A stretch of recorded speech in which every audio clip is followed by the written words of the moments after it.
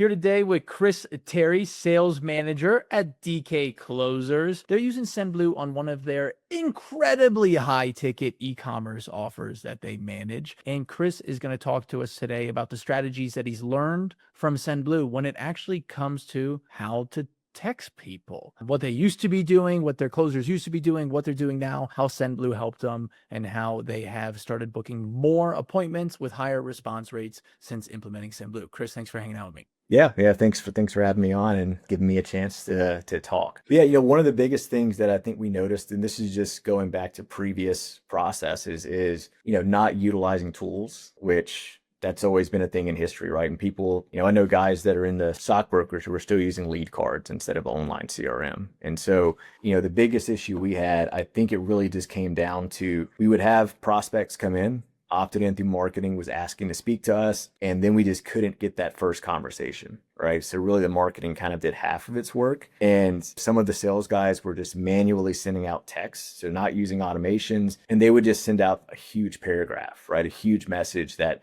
has a ton of info, but when you send that to a person who you really haven't spoken to, they don't really know you, they're at work, they're doing whatever they're doing in their lives. They get a giant text message from someone they don't know. They read the first two sentences and maybe the last two sentences, if that. And we just really weren't getting a great response rate, right? Versus what we're doing now using Sendblue. Your team actually really did a good job helping us kind of craft these messages. So, obviously we get the blue bubble, which has helped out with response rates. But on the same side, we really were able to dial in that initial outreach, which is to get the conversation started, which is, I think, a problem that a lot of people have is you have a ton of leads come in, and if you can't actually speak to them, they're never going to become a client. Who or what's going on? Why are people thinking you can just send like this brick of a text message to people and think like you're going to go do business together? Yeah, I think in some aspects, people think they're being concise. So they just want to shoot Yeah, a ton of info, and they're just like, well, if this person's interested, they'll respond. But, at the same time, if I get a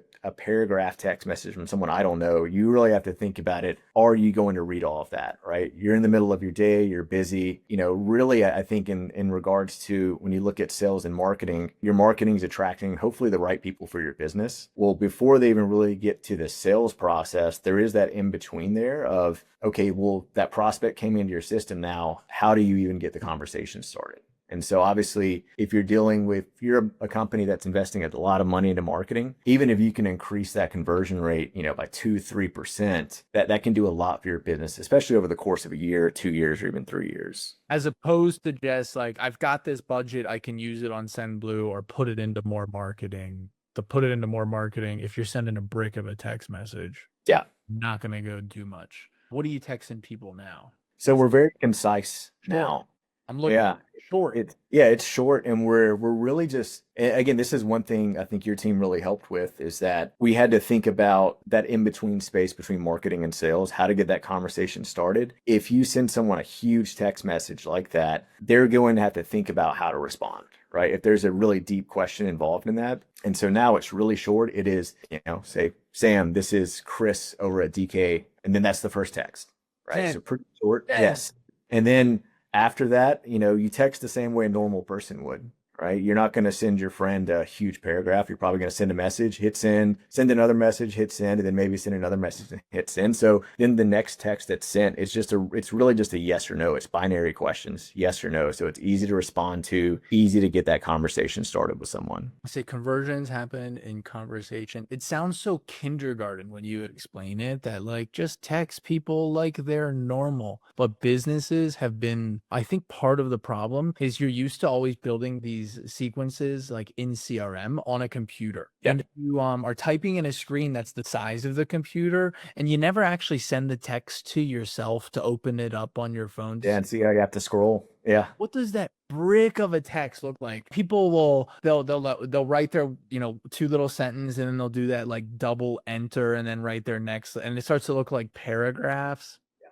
Just not it do the same thing, but send it as 3 messages, conversion rates. People are smart, right? People have been using CRMs, automated systems for a long time now. So when someone gets a text message that's a huge paragraph like that, they know that someone didn't type that, right? They know that's just a generic text that goes out, and people are just less inclined to respond to that. I think most people, if they think or they know it's an actual person they're speaking with, there's a higher level of respect. They'll at least respond to you, at some point. So, especially if you're buying something that's $100,000 in this case. yeah. That high of ticket, that blue bubble is going to go a long way. All right, someone's watching this right now. They're sitting on the fence about joining Sendblue to sell their high ticket item. What would you say to them? I think the biggest thing to think about is whenever you have all of your systems dialed in, or at least you think you do, you really have to get granular into the process and figure out, if you're thinking about your pipes in your house, your water system, if there's a small leak somewhere, that's going to affect your water bill, right? And you may not even know that you're wasting water out there. And I think you just really have to think about your business the same way. If there's any small spots that